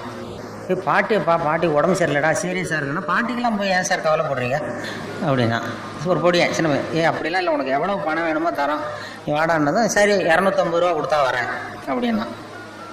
நீ எவ்வளோ வேணாலும் வாங்கிக்க வாடான்னு சொல்லி ஆட்டோவை கூப்பிட்டு வந்தோம். அந்த இடத்துக்கு 30 ரூபா தான் இப்போ பணம் கொடுக்கறது வழக்கம். அந்த இடத்துலேருந்து ராயப்பேட்டை ஆஸ்பத்திரிக்கு 30 ரூபா, இவன் 250 ரூபா கேட்டான். சரி வாடான்னு சொல்லி கூப்பிட்டு வந்து பாட்டி வீட்டுக்கு முன்னாடி நிறுத்தி அவனும் உள்ள ஓடி வந்து பாட்டியை தூக்கும்போது அவனும் கை கொடுக்குறான். கையை கொடுத்து தூக்கிட்டு வரான். தூக்கிட்டு வந்து பாட்டியை உட்கார வச்சு நாங்கள்லாம் போகிறோம். போய் ராயப்பேட்டை ஆஸ்பத்திரியில் கொண்டு போய் இறக்கணும். அவனும் மறுபடியும் தூக்கிட்டு வரான். பாட்டியை தூக்கிட்டு வந்து டாக்டர்கிட்ட ஒப்படைச்சிட்டு மறுபடியும் வெளியில் வந்தான். டாக்டர்கிட்ட ஒப்படைச்சிட்டோம் அந்த பாட்டியை. அப்புறம் வெளியில் வந்து இவன்கிட்ட இந்தா நீ கேட்டால் 250 ரூபா இந்தடா அப்படின்னு கொடுத்தோம். அப்போ அந்த பொடி சின்ன பையன், விவரம் இல்லாத பையன், அவன் சொல்கிறான், எனக்கு பணம் வேணாம் சார், பாட்டிக்கு இதை நான் செஞ்ச உதவியாக இருக்கட்டும் அப்படின்ட்டான். சொல்லிவிட்டு ஆட்டோ எடுத்துகிட்டு போயிட்டான். அப்போ என்னென்னா இதில் வந்து ஒரு இளைஞன் இந்த நேரத்தில் இறக்கம் இல்லாமல் 250 ரூபா கேட்குறானே, 250 ரூபா கேட்டான் பாருங்க, அவன் தான் முதல் மனுஷன். இந்த வயசில் இப்படி இறக்கம் இல்லாமல் இருக்கானேன்னு நான் நினச்சேன் பாருங்க, அவன் தான் 2வது மனுஷன். அந்த உண்மையான 3வது மனிதன் ராயப்பேட்டை ஆஸ்பத்திரியில் தான் வெளில வந்தான். அந்த அடையாளம், அவன் எந்த அகத்தாயும் பண்ணாதவன். அந்த 3வது மனுஷனை அடையாளம் கண்டுபிடிங்கிறதுக்காக தான் இவங்க இவ்வளவு பயிற்சிகள் நம்ம கொடுக்குறாங்க. இது வந்து மதவாதிகளையும் எல்லார்கிட்டையும் உண்டு. அந்த 3வது மனுஷன் உள்ள ஒளிஞ்சிருப்பான், வெளியில் தெரிய மாட்டான். இப்போ அமர்நாத் கோயிலுக்கு இந்து பக்தர்கள்லாம் போயிட்டு இருக்கிறப்ப செத்து விழுந்தாங்க ஒரு 5-6 வருஷத்துக்கு முன்னாடி பேப்பரில். அதாவது குளிர் தாங்காமல் செத்து போய் விழுந்துட்டு இருந்தாங்க அமர்நாத்துக்கு, அந்த குளிர் இதுக்கு. அப்போ வழியில் இருக்கிறவங்கலாம் வீடுகள்லாம் திறந்து வச்சு இந்த சாவறதுக்கு போராடிக்கிட்டு இருக்கிற இந்து பக்தர்களெல்லாம் கூப்பிட்டு வந்து அதுக்கு போர்வை போற்றி கம்பளி போற்றி ஆகாரம் கொடுத்து அவங்கள பிழைக்க வச்சு திருப்பி அனுப்புனாங்க. அப்படி திருப்பி அனுப்புனவங்கலாம் அங்கே இருக்கிற முஸ்லீம்கள். அதுதான் அந்த 3வது மனுஷன், அவன் தான் 3வது மனுஷங்கிறது. அப்போ போய் அந்த மதம் இது அவன் பார்க்கல. அது மாதிரி அந்த 3வது மணி அரசியல்வாதிகளுக்குள்ளேயே இருக்கிறான், எல்லாருக்கிட்டையும் இருப்பாங்க. இப்போ ஸ்டாலின் வந்து இருக்காரு, மேயர், மெட்ராஸ் மேயர், அவர் வந்து பிறந்த நாள் வாழ்த்து சொல்கிறதுக்காக திருநெல்வேலி பக்கத்துலேருந்து நிறைய பேர் வந்துருந்தாங்க. ஒரு தரம் ஒரு 8 வருஷத்துக்கு முன்னாடி எல்லாரும் வந்து பிறந்தநாள் வாழ்த்து சொல்லிட்டு திரும்பி போகிறாங்க. திண்டிவனத்துக்கு பக்கத்தில் ஒரு அந்த இளைஞர் அணி, திமுக இளைஞர் அணி வேன் கவுந்துட்டுது. ஒரு 4-5 பேர் செத்து போட்டாங்க ஆக்சிடெண்ட்டில். சில பேர் உயிருக்கு போராடிட்டு இருக்கிறாங்க. ராத்திரி 11 மணிக்கு 12 மணிக்கு நடந்தது. எல்லாம் இடித்தவங்க ஓடி போட்டான். அந்த நமக்கு எதுக்கு வம்புன்னு. அதுக்கப்புறம் வர்றவங்களும் திரும்பி பார்க்கல, இது நம்ம கோர்ட்டுக்கிட்டு அலையணும் அப்படின்னு சொல்லிட்டு போயிட்டாங்க. விடிய காலம் வந்து அந்த திண்டிவனத்தில் இருந்த இளைஞர்கள் சில பேர் ஓடி வந்திருக்கிறாங்க. அவங்க வந்து டீ குடிக்க வந்தவங்க. பார்த்தா ரோட்டில் கிடக்கு, வேனுக்கு வந்து கிடக்கு, திமுக கொடி பறக்குது. உள்ள சில பேர் செத்து கிடக்குறாங்க, சில பேர் சாவறதுக்கு போராடிட்டு இருக்கிறாங்க. இந்த இளைஞர்கள் டீ குடிக்க வந்த பசங்க ஓடி போய் அவங்கள பார்த்து உடனே அவங்களை பிடிச்சி இழுத்து காப்பாற்றி கொண்டு போய் ஆஸ்பத்திரியில் சேர்த்து அவங்களுக்கு வேண்டிய வைத்திய வசதியெல்லாம் பண்ணி கொடுத்து குடும்பத்துலேருந்து எல்லாம் குணம் கொடுத்து அப்புறம் அவங்க ஊருக்கு தந்தி கொடுத்து எல்லாரையும் வரவழைச்சி அந்த பரிபூர்ணமாக குணப்படுத்தி வீட்டுக்கு அனுப்புகிற வரைக்கும் அந்த இளைஞர்கள் துணையாக இருந்தாங்களாம். இதில் என்ன விஷயம்னா, அந்த கவிழ்ந்து அடிபட்டவன் பூரா திமுக இளைஞர் அணி, அதை காப்பாற்றினவங்க பூரா அதிமுக இளைஞர் அணி. அப்போ கேட்டாங்களாம், இது என்னடா அந்த கட்சிக்கு போய் நீ உதவி பண்ண, நமக்கு விரோதி இல்லையான்னு கேட்டிருக்கான் அந்த இவரை, இளைஞர் அணி தலைவராக. கட்சி என்னடா கட்சி, மனுஷனோட கட்சியாக முக்கியம் அப்படின்னாரான். இதுதான் அந்த 3வது மனுஷன். மதவாதிகளுக்குள்ளேயும் இருக்கிறான், அரசியல்வாதிக்குள்ளேயும் இருக்கிறான், விவரம் தெரியாத ஒரு ஆட்டோ டிரைவர் உள்ளேயும் இருக்கிறான். அவனுக்கெல்லாம் அப்பப்போ வெளியில் வரான். நாம் நிரந்தரமாக வெளியில் கொண்டு வரணும். தீவிரவாதிக்குள்ளேயும் அந்த 3வது மனுஷன். இப்போ இந்த இதில் மதுரையில் இமாம் அலி, ஐதர் அலின்னு 2 தீவிரவாதிகள் போலீஸையே சுட்டுவிட்டு ஓடி வந்தாங்க. போலீஸ்காரர் செத்து போட்டார். தப்பிக்கிறதுக்காக உயிருக்கு பயந்து ஓடி வராங்க. பின்னாடி துப்பாக்கியோடு ஓடி வருது போலீஸ். அப்போ அந்த பைபாஸ் ரோடு வழியாக வராங்க. வர்றப்போ அப்போ தான் ஸ்கூல் விட்டு சின்ன குழந்தைகள்லாம் தள்ளாடி முதுகில் பொசம் விட்டு வெளியில் வந்திருக்கு. ஸ்கூல் விடுற நேரம் இவன் துப்பாக்கியால் துரத்திட்டு போகிறாங்க 2 தீவிரவாதிகளை. அப்போ அந்த பரபரப்பில் 2 பிள்ளைங்க தடுமாறி கீழே வந்துடுவான். அப்போ அந்த உயிருக்கு பயந்து ஓடிட்டு இருக்கிற அந்த தீவிரவாதிகள் இமாம் அலியும் ஐதர் அலியும் இந்த கீழே விழுந்த குழந்தைகளை தூக்கி கொண்டு போய் ஓரத்தில் வச்சுட்டு அப்புறம் ஓடினானு. அதுதான் 3வது மனுஷன். இந்த மூன்றாவது மனிதனை அடையாளம் கண்டு கொள்ளுங்கள் அப்படிங்கிறது தான் இங்கே நாம் அதுக்காக தான் இந்த இவ்வளவு முயற்சியெலாம் நடக்கிறது. நமக்குள்ளே ஒருத்தர் இருக்கிற அந்த மூன்றாவது மனிதனை அடையாளம் கண்டுபிடிச்சி வெளியில் கொண்டு வரணும். அப்போ தான் அதை கண்டுபிடிச்சிட்டா உலகம் இன்பமயமாக இருக்குங்கிறது தான் இது. வேறு கடவுள் அங்கே இங்கே தேடிட்டு இருக்கா. உள்ளே இருக்கிற அவன் தான் கடவுள். உள்ளே இருக்கிறான் பாருங்கள், அந்த மூணாவது மனுஷன் அவன் தான் அந்த இறைவன் கரெக்டாக. இப்போ வந்து மதம் தான் ரொம்ப கடவுளுக்காக கவலைப்படுறது. மனுஷன் கூட கவலைப்படுறதில்ல, மதங்கள் தான் அதிகமாக கடவுளை பற்றி கவலைப்பட்டு ஒருத்தனுக்கு என்ன, ஒருத்தருக்கு ஒரு அப்பா தானே இருக்க முடியும். ஒருத்தன் அந்த அதான் போகிறாரு, அது யாருன்னு கேட்குறீங்க. ஒரு பையனை எங்கள் அப்பாங்கிறான். அதோ போகிறாரு, அவர் யாரானா அதுவும் எங்கள் அப்பான்னு சொல்லுவான். ஆனால் இன்றைக்கி மதவாதிகள், இப்போ நாம் மனிதர்களை தான் சொல்லிகிட்டு இருக்கிறோம். உலகத்தை படித்தவன் ஒருத்தன் என்ன ஒரு சக்தினா அவனும் அங்கே ஒருத்தர் இருக்கார், இங்கே ஒருத்தர் இருக்கார், அவர் ஒரு அப்பா இவர் ஒரு அப்பான்னு சொல்லிகிட்டு இருக்க முடியாது. ஒரு தெருவில் 2 பேர் சண்டை போட்டுக்கிட்டு இருந்தானோ, ஒருத்தன் மூஞ்சில் ஒருத்தன் குத்திக்கிட்டு இருந்திருக்கான். ரொம்ப கடுமையாக சண்டை 2 பேருக்கு இடையில தெருவில், நடுத்தெருவில் சுற்றி நின்று வேடிக்கை பார்க்குது கும்பல், வேடிக்கை பார்க்குது. அப்போ ஒரு பையன் ஒதுங்கி நின்றுருக்கான். அந்த வழியாக வந்தவர் கேட்டிருக்காரு, என்னப்பா அங்கே நடக்குது சண்டை அப்படின்னா, ஒன்றும் இல்லை, எங்கள் அப்பாவுக்கு இன்னொருத்தருக்கும் சண்டை சொல்கிற, அதை எல்லோரும் வேடிக்கை பார்க்குறாங்க, நான் ஒதுங்கி நிற்கிறேன், எங்கள் அப்பாவுக்கு இன்னொருத்தருக்கும் தான் சண்டை நடக்குது சொல்கிறேன்றான் அந்த பையன். அப்போ அந்த விசாரித்த பெரியவர் கேட்டிருக்காரு, சரிப்பா இந்த 2 பேரில் யார் அவங்க அப்பான்னு கேட்டிருக்காரு. சண்டையே அதுக்காக தான் நடந்துகிட்ருக்கு அப்படின்னா. இப்போ நாம் இந்த மதவாதிகள் போடுகிற சண்டைக்கும் அதுக்கும் என்ன வித்தியாசம் இருக்குது? இப்போ நாம் போடுற சண்டை அதே மாதிரி சண்டை தான், மதவாதிகள் போடுற சண்டை. அந்த அளவுக்கு வந்து நம்ம மனசை நம்மளுக்கு எடுத்துருக்கு அப்படிங்கிறது தான் மன தூய்மைங்கிறது வேணும். மனசு வந்து எதிலிருந்து விலகி இருக்கிறதோ அதிலிருந்து துன்பம் இல்லை அப்படின்னு திருவள்ளுவர் சொல்லும். எனக்கு நிம்மதி வேணும், சந்தோஷம் வேணும்னு ஒரு பெரியவர்கிட்ட வந்தான் நான் ஒருத்தன் ஆசிரமத்தை தேடி. எனக்கு நிம்மதியே கிடைக்க மாட்டேங்குது, நீ படுறா, உனக்கு என்ன காரணம் சொல்கிறேன்னு இந்த ராத்திரி இங்கே படு, காலையில் உனக்கு சொல்கிறேன் அப்படின்னு படுக்க வச்சார். படுக்கையெல்லாம் கொடுத்து பெட்டு தலைவெல்லாம் கொடுத்தாரு. படுத்து தூங்கினான் நிம்மதியாக. மறுநாள் எழுந்திரிச்சான். இவர் வந்தார், அந்த குரு வந்து எழுந்துடுறா அப்படின்னு எழுந்திரிச்சான். அந்த தலைவனையை தூக்குனார். தலைவனை தூக்குனா உள்ளேருந்து ஒரு நல்ல பாம்பு படம் எடுக்குது. இவரே கொண்டு வந்து வச்சிருக்காரு ராத்திரி நல்ல பாம்பை. அவன் அப்படியே அலறிட்டு ஓடி வந்துட்டான். அப்போ கேட்டாரா, ஏண்டா ஒரு நல்ல பாம்பை தலைக்கு அடியில் வச்சுக்கிட்டு எப்படி உன்னால் நிம்மதியாக தூங்க முடிஞ்சுது? ராத்திரி பூரா நிம்மதியாக தூங்கியிருக்க, நல்ல பாம்பு உன் தலைக்கு பக்கத்துலேயே இருக்குது, அதை வச்சுக்கிட்டு எப்படிடா நீ தூங்கினேன் அப்படின்னு கேட்டாரான். அது இருக்கிறது எனக்கு தெரியாதுங்க, அதனால் தூங்கினேன். என் மனசு அதிலேருந்து விலகி இருந்தது, அதனால் நிம்மதியாக இருந்தேன் நான். அதுதான் மனது எதிலிருந்து விலகி இருக்கிறதோ அதிலிருந்து நீங்கள் நிம்மதியாக இருப்பீர்கள் அப்படிங்கிறது தான். இதெல்லாம் வந்து மனதை புரிந்து கொள்ளுகிற போது தான் இந்த கருத்தில் நமக்கு தெரியும். மனசை அடக்க நினைக்கிறவனுக்கு இதெல்லாம் தேவையில்லை. அவன் கண்ணையும் காதையும் இது கட்டிகிட்டு இருந்தானா போகிறோம், அந்த முயற்சி வேண்டியதில்லை. மனதை புரிந்து கொள்ளுங்கள்னு சொல்கிறது அதுதான். மனதை புரிந்து கொள்ள முயற்சி செய்யுங்கள் அப்படிங்கிறது தான் இவங்க இந்த இதில். அதனால் நம்ம வந்து இன்றைக்கி எத்தனையோ இதெல்லாம் பண்ணிகிட்டு இருக்கிறோம். நிறைய போர், சண்டை, உலக யுத்த அபாயம், அது இதுன்ட்டு எத்தனையோ சண்டைகள். இதில் மதவாதிகள் சண்டை வேறு. இதுக்கெல்லாம் வந்து அந்த மூணாவது மனுஷன் வெளில வந்தால் தான் நாம் வந்து சரியாக வாழ முடியுங்கிறது தான் முக்கியம். ஒரு இதில் ஒரு சிவன் கோயிலில் ஒரு புறாவெல்லாம் இருந்ததுதான். ஒரு சிவன் கோயிலில் மாடங்கள்லாம் இருந்தது, அதில் சில புறாக்கள்லாம் இருந்ததுதான். திடீர்னு அந்த சிவன் கோயிலுக்கு கும்பாபிஷேகம் வந்தது. உடனே வெள்ளை அடிக்க ஆரம்பித்தாங்க. உடனே அந்த புறாவெல்லாம் இடத்த மாற்றணுமே, இங்கே இருந்தால் இனிமேல் லாயக்கு இல்லை, நம்ம இடத்த மாற்றணுமேனு போயிருக்கேன். எங்கே போகலான்னு பார்த்தா எதிர்த்தாப்புல ஒரு சர்ச் இருந்ததுதான், மாதா கோயில். அங்கே சில புறாவெல்லாம் இருந்தது மாடத்தில், சில மாடங்கள் காலியாக இருந்தது. இந்த சிவன் கோயில் புறாவெல்லாம் ஓடி போய் அங்கே உட்காந்துக்கிட்டு. இது சிவன் கோயிலில் வெள்ளை அடிக்க ஆரம்பிச்சிட்டாங்க கும்பாபிஷேகத்துக்கு. அங்கே போனதுக்கப்புறம் அங்கே கிறிஸ்துமஸ் இருந்தது, அங்கேயும் வெள்ளை அடிக்க ஆரம்பித்தாங்க. கிறிஸ்துமஸ் சர்ச்சுக்கு வெள்ளை அடித்து புதுப்பிக்க ஆரம்பிச்சது. என்னடா இங்கேயும் தங்க முடியலையேன்னு இந்த 2 செட்டு புறாவும் புறப்பட்டு வேறு இடத்துக்கு போகணுன்னு பார்த்து தான் போனால் அங்கே ஒரு பள்ளிவாசலில் சில புறா இருக்குது, அங்கே கொஞ்சம் காலியாக இருந்தது. இந்த சிவன் கோயிலேருந்து போனது, இந்த மாதா கோயிலேருந்து போன புறா எல்லாம் சேர்ந்து அந்த பள்ளிவாசலில் போய் அந்த புறாவோட சேர்ந்து உட்காந்துட்டுது. அங்கே போனால் அங்கேயும் தொந்தரவு வந்தது. என்ன தொந்தரவுன்னா அங்கேயும் ரம்சான் வந்தது, அதை புதுப்பிக்க ஆரம்பித்தாங்க. இது என்னடா இங்கேயும் தங்க முடியல, எங்கே போகிறதுன்னு பார்த்தது எல்லாம் 3 செட்டு புறாவும். அதுக்குள்ளே அந்த சிவன் கோயில் கும்பாபிஷேகம் முடிஞ்சு போச்சு. சரி அங்கே போய் தங்கிக்கொண்டு சிவன் கோயிலில் போய் எல்லாம் உட்காந்துட்டு இருக்கு. இப்படி இருக்கும்பொழுது திடீர்னு கீழே ஒரே கலாட்டா பூமியில்.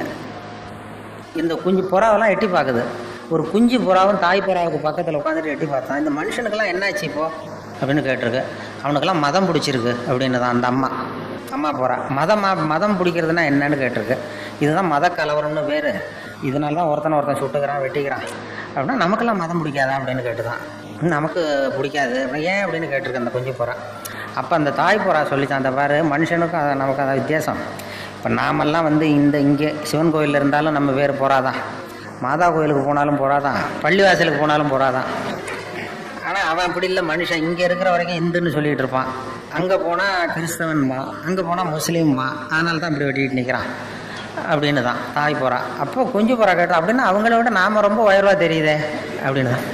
உண்மைதான். அதனால தான் அவனை விட உயர்வான இடத்துல நாம் இருக்கிறோம், நம்மளை விட தாழ்வான இடத்துல அவன் இருக்கிறான் அப்படின்னு சொல்லித்தான். ஒரு புறா கிட்ட கற்றுக்க வேண்டியிருக்கு. நாம் மனுஷன்னா ஆறறிவு எல்லாம் சொல்லிக்கிட்டு அதுக்கிட்ட நாம் அமைதியையும் சமாதானத்தையும் கற்றுக்கணும்னு சொல்லி பண்ணிகிட்டு இருக்கிறோம்.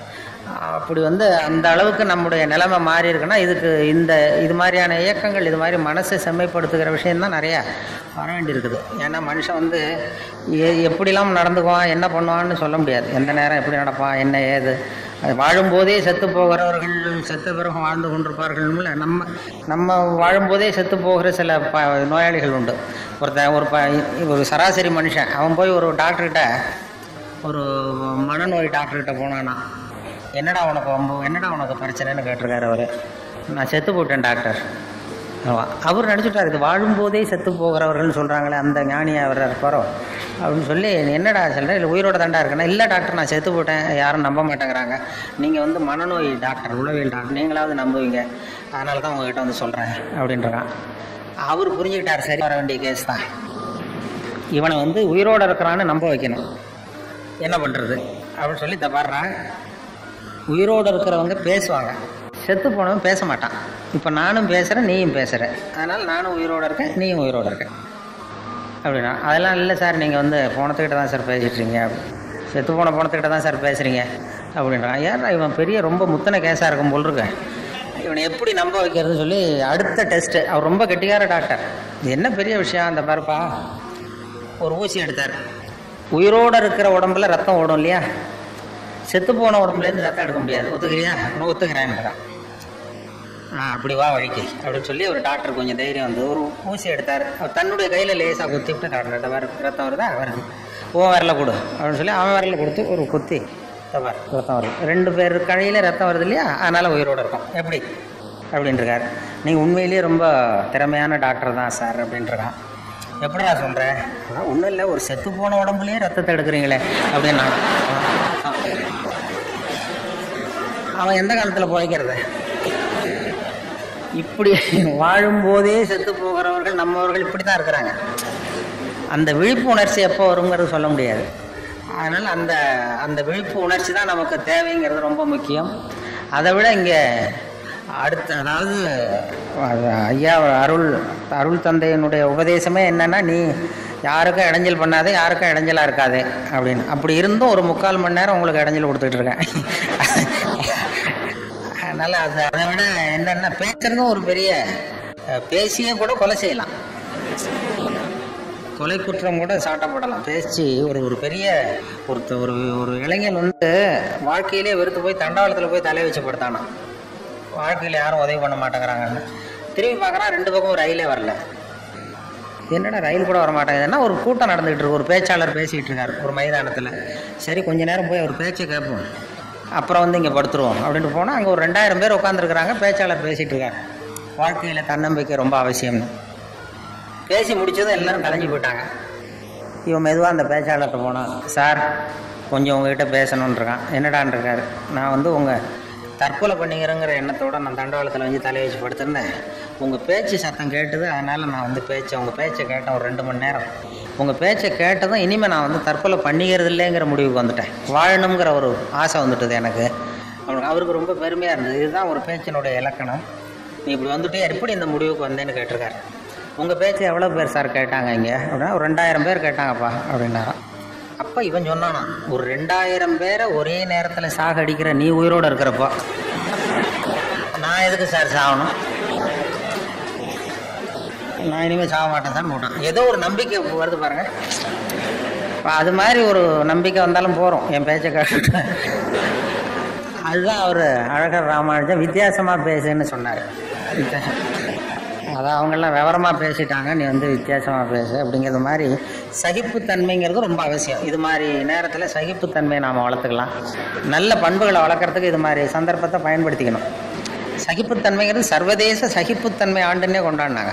1995 வருஷம் சர்வதேச சகிப்புத்தன்மை ஆண்டு. நாடுகளுக்கு இடையில் சகிப்புத்தன்மை வேணும், மனிதர்களுக்கு இடையில் சகிப்புத்தன்மை வேணும் அப்படின்லாம் கொண்டாடினாங்க. அந்த சகிப்புத்தன்மை என்னென்னா, ஒரு சொல்லுவாங்க, ஒரு டாக்டர் ரூமில் உட்காந்துருந்தார் ஒரு ஆஸ்பத்திரியில்.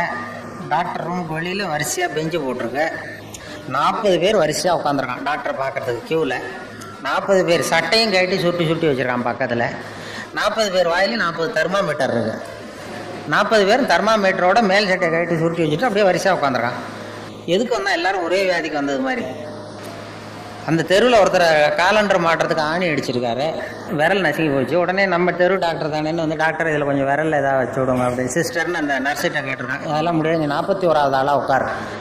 எதுக்கு விரல் தானே சிஸ்டர், அதெல்லாம் தெரியாது, உட்காருன்னு உட்காந்தான். சட்டையை கேட்டுருக்கு. எதுக்கு சிஸ்டர் சட்டை விரல் தானே இருக்கான், அதெல்லாம் பேசப்படாது. சட்டையை கேட்டுனா எல்லாரையும் பாருங்க, எல்லாம் சட்டை இல்லாமல் இருக்கு. மறுபடியும் சட்டையை கட்டி வச்சான். வாயை திறந்தான், தெர்மாமீட்டர் வச்சுட்டு ஓடி போச்சு. தெர்மாமீட்டர் வச்சுட்டு யோசிக்கிறான், எதுக்கு தெர்மாமீட்டர் வச்சு பார்க்குறாங்க, இவங்க விரல்லாம் இதே கேஸா அப்படின்னு எட்டி பார்க்குறான். அவன் விரல்லாம் நல்லா இருக்கு. சரி, எதுக்குடா வந்தேன்னு கேட்கணும்னா வாயை திறக்க முடியல. அவனும் ஏதோ சொல்லணும்னு நினைக்கிறான். இந்த 40 பேரும் ஏதோ பேசுறதுக்கு தயாராக இருக்கான், ஆனால் வாயை திறக்க முடியல.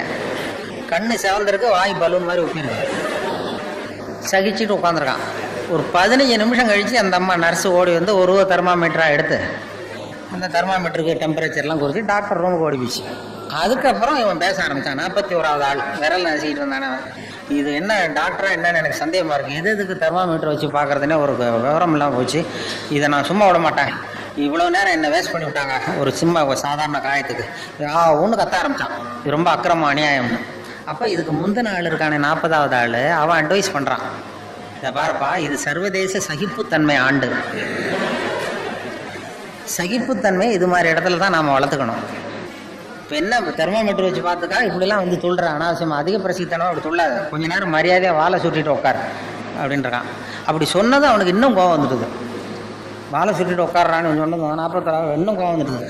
எனக்கு இவ்வளோ புத்தி சொல்றியடா, நீ எதுக்கடா வந்தேன்னு கேட்டான். நான் தபால் கொடுக்க வந்தவையா.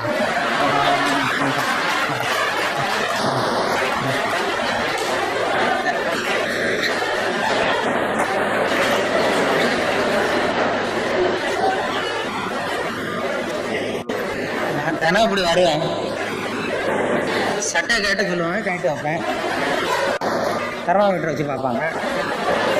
எடுத்ததுக்கப்புறம் நம்ம பாட்டு எடுத்து நம்ம தெர்மாமீட்டர் தபாலை கொடுத்துட்டு நம்ம பாட்டு சட்டையை மாட்டு போகிறேன். என்ன குறைஞ்சி போச்சு, எல்லாரும் சகிப்புத்தன்மை வளர்த்துங்கப்பா அப்படின்னு சொல்லி புரிச்சு சொன்னாங்க. அது மாதிரி இது மாதிரி சந்தர்ப்பத்தில் உங்களுடைய சகிப்புத்தன்மை வளர்த்துக்கிறதுக்கும் ஒரு சந்தர்ப்பம் இருக்கும். அதாவது பேசுறதுல விஷயம் இல்லைன்னா கூட இப்படி மறைமுகமான சில பலன்கள் அதில் உண்டு. அந்த இது அது மாதிரி பலன்களாவது உங்களுக்கு கிடைச்சிருக்கும்னு நம்புகிறேன். ஏன்னா பேச்சாளர்கள் சில பேர் பேச ஆரம்பிச்சுட்டா நிறுத்த தெரியும், எங்கே முடிக்கிறதுன்னு தெரியாது. ஒருத்தர் அதுக்காக தான் எதிர்த்தாப்புல கடிகார மாட்டிருக்கிறது. கரெக்டாக இந்த தேதி டைப்படி ஆரம்பித்து டைப்படி முடிக்கிறாங்க. ஒரு பேச்சாளர் பேசிகிட்டே இருந்தார், ரொம்ப நேரம் பேசி நேரம் போனது தெரியல. மன்னிச்சுங்க சார், நான் கடிகாரத்தை கூட பார்க்க மறந்துட்டேன், எல்லோரும் என்ன மன்னிச்சுங்க சார், ரொம்ப நேரம் பேசுகிறேன் போல் என் கடிகாரத்தை பார்க்க மறந்துட்டேன் இருக்கார். அப்போது ஒருத்தர் கோபமாக எழுந்திரிச்சு சொன்னாராம், ஏன் கடிகாரத்தை தான் பார்க்க மறந்தேன், பின்னாடி மாட்டி இருக்கிற காலண்டரையாவது பார்க்க கூடாதா.